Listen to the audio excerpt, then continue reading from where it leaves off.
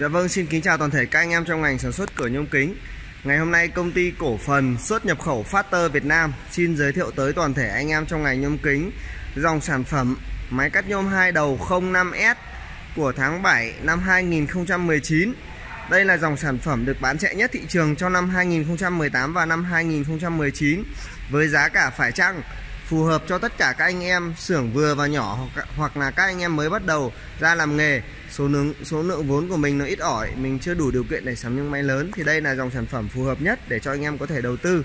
Thứ nhất là mình sẽ ổn định được với công việc của mình, thứ hai đảm bảo được tiến độ công việc, và thứ ba là phù hợp với toàn bộ kinh tế túi tiền của tất cả các anh em. Sau đây tôi xin giới thiệu qua một chút về tổng quan chi tiết để cho anh em có thể nắm được.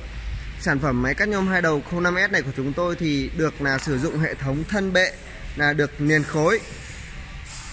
Toàn bộ hệ thống sơn sử dụng là sơn tĩnh điện toàn phần, từ hệ thống trục chắn DC, vỏ hộp motor đến khung bệ thân vỏ và trong gầm máy này đều được chúng tôi sử dụng là sơn tĩnh điện.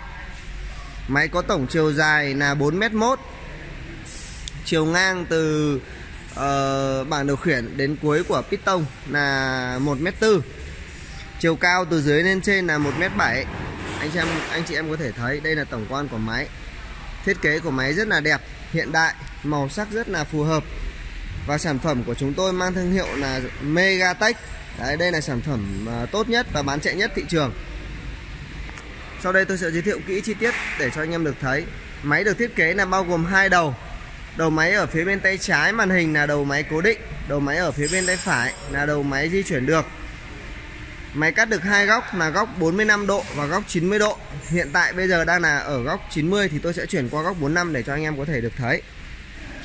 Thứ nhất là đầu máy số 1.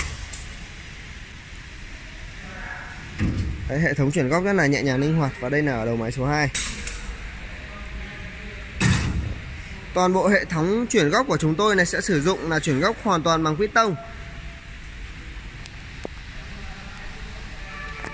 Đối với hệ thống dây trục đỡ của đầu máy số 2 thì chúng tôi sử dụng đó là dây trục dây đặc phi 32 và được đặt liền ở trên thân bệ máy không kê.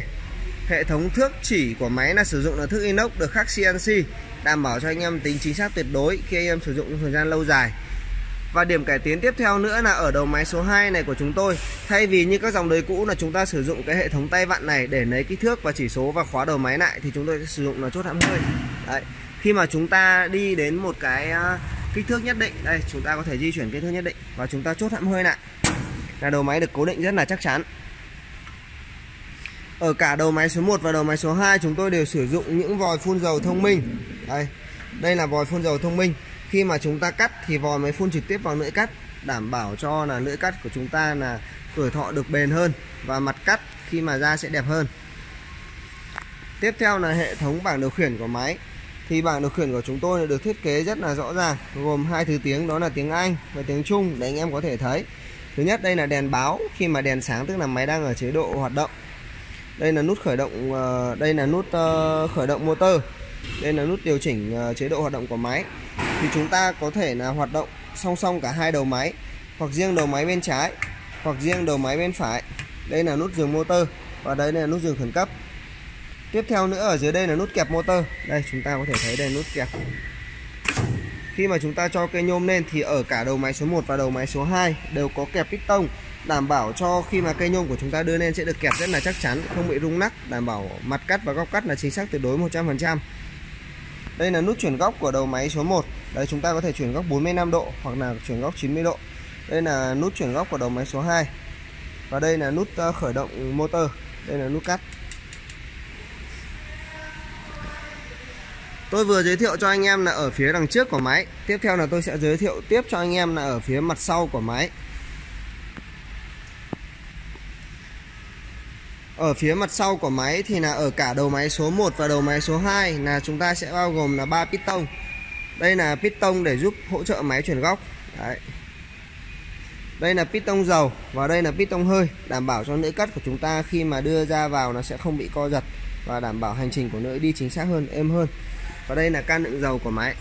Can đựng dầu được thiết kế với nắp rất là kín, đảm bảo cho mạt nhôm và bụi bẩn không bao giờ đi vào được, gây hỏng máy. Đây anh chị em có thể thấy toàn bộ ở phía đằng sau của máy đây. Đấy, máy được thiết kế rất là hiện đại, gọn gàng. Toàn bộ hệ thống dây dẫn khí và dây điện của máy này sẽ được để ở trong cái hộp cáp nhựa này và cáp kín này, đảm bảo cho chúng ta là chuột bọ nó không bao giờ chui vào trong cáp được, và bụi bẩn là không bao giờ chui vào được.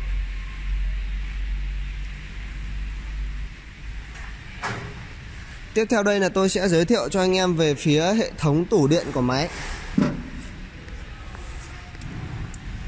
Anh chị em có thể thấy là hệ thống tủ điện của máy được thiết kế rất là gọn gàng. Đấy, toàn bộ hệ thống điện sử dụng là của hãng Chin. Đây là cục chống đỏ pha, đây là át tổng, đây là cầu chì và đây là 2 cục khởi động từ.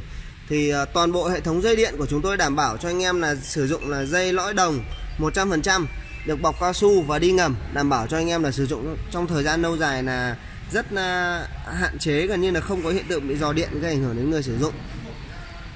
Đây, anh chị em có thể thấy ở phía bên trên màn hình đây, đây là motor của máy.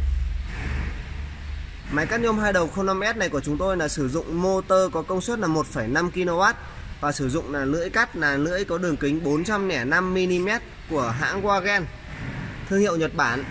Toàn bộ motor của chúng tôi sẽ đảm bảo cho anh em là sử dụng lõi đồng 100%. Tất cả các chi tiết máy móc của chúng tôi là khi anh em mua là sẽ được công ty bảo hành cho mình là trong thời gian 2 năm. Sau đây là tôi sẽ vận hành thử máy để cho anh em có thể thấy. Đấy, tôi sẽ cắt thử ở trong cả hai đầu máy là ở góc 45 độ. Trước khi cắt thì chúng ta sẽ phải kẹp piston. Đấy, sau đó chúng ta là khởi động motor. Anh chị em có thể nghe thấy là tiếng motor hoạt động rất là êm ái và bền bỉ. Bệ máy khung bệ rất là đầm, khi mà chúng ta cắt là không có hiện tượng bị rung nắc, cái ảnh hưởng đến mặt cắt và góc cắt. Tiếp theo là tôi sẽ cắt thử cho anh em có thể thấy. Khi mà chúng ta cắt thì là nắp chuột sẽ tự động đóng xuống, đảm bảo cho an toàn cho người sử dụng, là khi mà cắt là DC thừa là không bao giờ bị văng la. Chúng ta thấy là lưỡi cắt đưa ra vào rất là linh hoạt. Chúng ta hoàn toàn có thể điều chỉnh tốc độ của lưỡi cắt ra vào nhanh chậm tùy theo chúng ta cắt cái hệ nhôm dày hay là nhôm mỏng.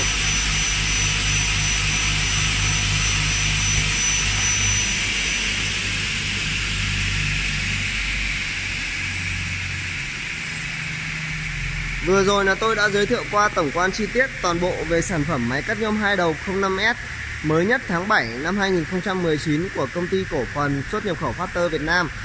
Anh chị em có nhu cầu mua hàng và cần tư vấn thêm xin liên hệ số điện thoại ở phía bên trên màn hình. Ngoài sản phẩm máy cắt nhôm 2 đầu 05S này ra thì công ty chúng tôi còn cung cấp tất cả các dòng sản phẩm khác như máy cắt nhôm 2 đầu 08, máy cắt nhôm 2 đầu 08S, máy cắt nhôm 2 đầu 08 motor 3 kg, máy cắt nhôm 2 đầu 09S, máy phay đầu đố, máy ép góc, máy đột dập, máy nén khí. Anh chị em nhớ ấn like và đăng ký video để theo dõi thêm nhiều video khác về máy. Xin chân thành cảm ơn anh em.